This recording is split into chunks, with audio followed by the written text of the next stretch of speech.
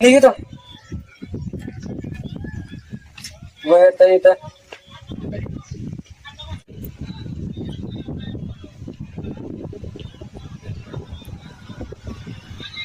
Hello. हा बोल ना. अरे मी इकडे ये जरा थोडं दुकाना पुढे ये ना काम आहे जरा. बरोबर आलो इकडे मग कापायला आलो 2 मिनिटांमध्ये. ये लवकर ये. हा. हा, ठेवू का? हो ठीक आहे.